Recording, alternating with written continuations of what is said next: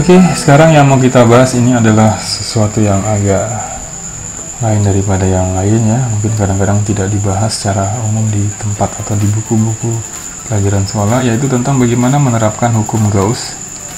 Oke, hukum Gauss pada kasus bola bermuatan, bola konduktor bermuatan gitu ya. Jadi bola konduktornya bermuatan. Oke, kita bisa bayangkan gini, ini ada bola gitu ya. Kemudian bola ini diberi muatan. Kalau bolanya ini adalah kosong ya, di dalamnya tidak ada apa-apa selain udara, maka bola konduktor, bola logam ini kalau diberi muatan maka sifatnya seperti ini. Kalau diberi muatan positifnya akan berkumpul di permukaan bola gitu. Di dalam bola nggak ada. Sehingga, kalau menurut Gauss, kalau kita terapkan nih luas permukaan Gauss di dalam bola ya, bayangannya begini. Ini kita ambil di sini sebuah lingkaran ya di dalam bola.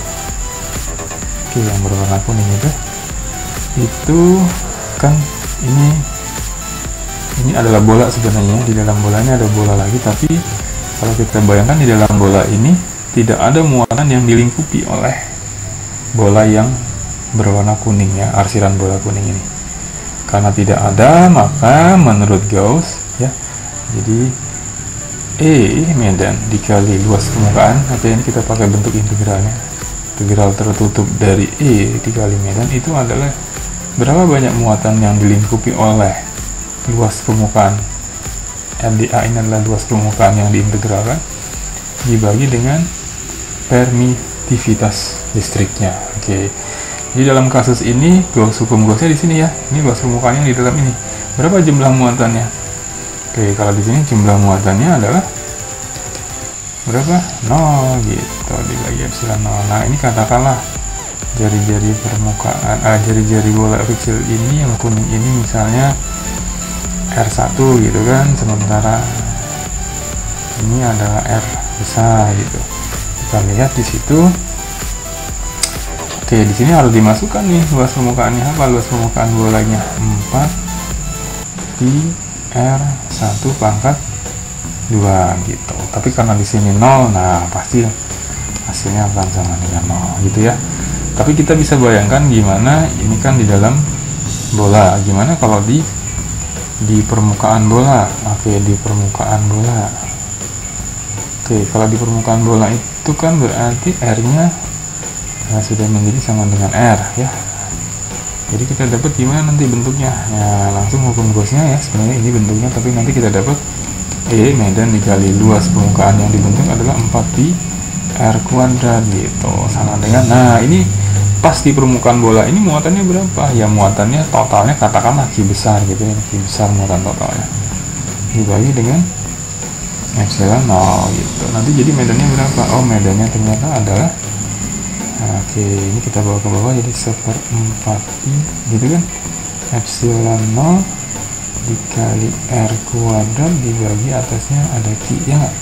Oke, nah inilah persamaan yang kita kenal baik sebagai bentuk lain dari medan pada muatan titik ya. Oke, jadi seolah-olah ini bola ini dianggap bola yang berupa titik dengan mencari medan persis di kulit permukaannya. Nah, sekarang gimana kalau kita mau nyari yang R-nya lebih besar lagi, misalnya di atas. Oke, ini R2 ya, R2 kecil nih. R2 yang kecil. Nah, di situ dimana dia permukaan Gauss-nya berarti yang ini sekarang. Ya nggak? Udah bertambah ya nggak? Jadi kita dapat pada kasus yang ini ya, yang di sini R2. Nah, di R2 medannya ternyata adalah dikali dengan luas permukaannya gitu. Luas permukaan bola yang terjadi dengan jejari R2 itu adalah 4 pi R2 kuadrat gitu kan, sama dengan tetap Q dibagi epsilon 0. Jadi nanti dapat medannya adalah Q. Oke, jadi tetap sama seperti tadi ya, 1/4 pi epsilon 0 ya, Q per R2 kuadrat gitu. Jadi muatannya yang dilingkupi oleh jari-jari bola R2 itu sama dengan jari-jari muatan yang dilingkupi oleh jari-jari bola R1 tadi ya.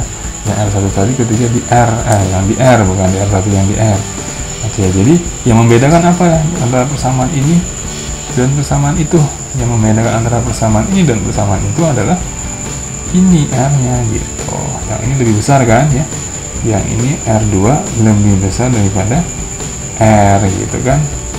Sehingga yang terjadi adalah di sini medannya, ini medan yang kedua, ini medan yang di permukaan 0, kita sebut medan 0 itu lebih besar daripada medan di titik yang kedua tadi, karena jauh, jaraknya lebih jauh ya kan. Ini R2 nya lebih besar, maka 0 ini jauh lebih besar gitu. Jadi begitu cara menggunakan atau mengaplikasikan hukum Gauss ini pada kasus bola.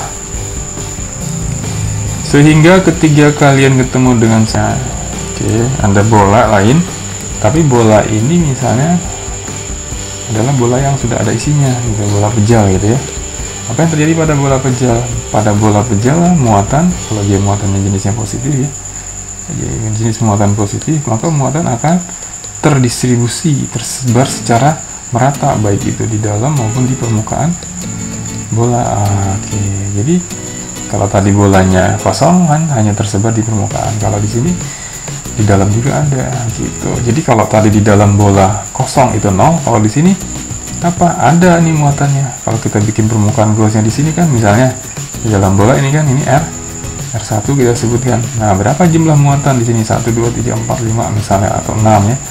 Jadi jumlah muatan yang dilingkupi inilah yang kita gunakan sebagai jadi luas permukaannya tetap 4pi R1 kuadrat, tapi nanti muatannya, nah muatan ini khas di sini nih, kita sebut saja di sini muatan yang dilingkupinya adalah Q1 gitu kan. Kita dibagi tetap epsilon 0. Oke, apa bedanya kalau misalnya kita perluas, misalnya ya, kita tambahin dikit deh luas permukaan Gauss-nya pasti, tapi yang masih di dalam. Oke, ini kan yang pertama ya, E1. Nah, pada kasus E2, jadi apa yang terjadi? R-nya bertambah ya nggak? Tapi muatannya juga bertambah gitu. Kenapa? Coba bayangkan begini ya. Nanti kita bayangkan lagi kalau di permukaan persis ya, di permukaannya itu kita sebut R0 ya. Oke, ini namanya R ya. Di sini jari-jarinya katakanlah R kuadrat itu kan. Ini muatannya Q0. Nah, dibagi epsilon 0. Kita bisa bayangkan gini. Q1, Q2 dan Q0 itu bedanya di mana sih? Sebenarnya kan ada hubungannya. Kalau yang namanya bola ini muatannya tersebar secara merata per volume. Nah, itu jadi ada yang namanya rho. Ini adalah muatan dibagi volume. Sehingga kalau muatannya Q0, Q0 itu muatan si semua dibagi dengan volumenya adalah berapa? Nah, tergantung kan? Tergantung dari volume bola mula-mula. 4/3 pi R pangkat 3 gitu. Seandainya, seandainya sekarang kita mau nyari Q1 nih, berapa? Q1 itu berarti sama dengan rho dikali volume yang dibanding oleh Q1 gitu. Jadi nanti volume Q1 itu berapa? Rho-nya kan segini nih. Yang ini kan enggak.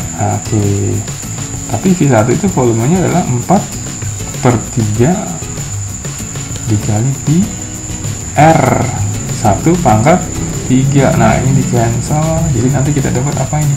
Oh, ternyata muatan Q1 itu hanyalah sebesar Q0, ini 4 yang dicoret, tapi dibagi R1 per R kuadrat pangkat 3 ya, pangkat 3 gitu. Jadi dimana kita dapat R1 itu lebih kecil daripada R2, jadi pastilah Q1 ini lebih kecil daripada Q0 karena R1 lebih kecil daripada R gitu secara matematik ya. Nah, nanti makin besar ya, dimana di jari-jari R2 nanti kan makin banyak berarti muatannya kan. Kalau di Q2 itu nanti apa? Q0 dikali R2 per R pangkat 3 gitu. Dimana R2 kan lebih besar dibanding R1, pastilah nanti Q2 ini lebih besar dibanding Q1, tapi Q2 ini masih kalah lebih besar dibanding Q0. Jadi Q0 itu paling besar ya yang terjadi, karena persis di permukaan semua kerapatan atau semua konsentrasi semua muatan itu akan dihitung sebagai muatan total gitu lah ya. Jadi begitu maksudnya ya, menerapkan hukum Gauss ini. Nanti jadi persamaannya bisa beda-beda di sini. Untuk E0 sekian, nanti persamaan medannya untuk E2 di dalam bola, dan demikian juga kalau di luar bola gimana, misalnya kita sebut E3 dikali 4pi, nah namanya apa sekarang nih, R3 kecil gitu, angka 2 ya nggak, ini Ki, nah Ki-nya udah di luar, berarti sudah jadi Q0 gitu loh, paham ya. Jadi ketika sudah di luar kan ruang lingkupnya berarti oke, jari-jari permukaan Gauss-nya kan udah begini bentuknya, ini namanya R3 kan. Nah R3 itu lebih besar daripada R besar gitu, maka yang terjadi apa, nanti kita dapat, coba kita hitung ya, kita uraikan. I3 ternyata dapatnya adalah gimana, Q0 /4 pi epsilon 0 dibagi R3 pangkat 2 gitu kan. Tapi Q0 nya nanti, Q0 nya sama lah ya, tadi Q0 nya mana, Q0 nya, ini Q0 nya, Q0 itu kan adalah ini ya. Nah jadi sama tuh Q0 nya dengan E0, tapi yang membedakan adalah R nya ya nggak. Di sini berarti mana yang lebih besar medannya, tentu saja yang pembaginya lebih kecil ya kan. Pembagi lebih kecil itu adalah R besar kuadrat dibanding, jadi karena R3 kalau dikuadratkan ya kan itu lebih besar dibanding R kalau dikuadratkan, maka medan di titik O itu lebih besar dibanding medan di titik di titik 3 ya gitu ya.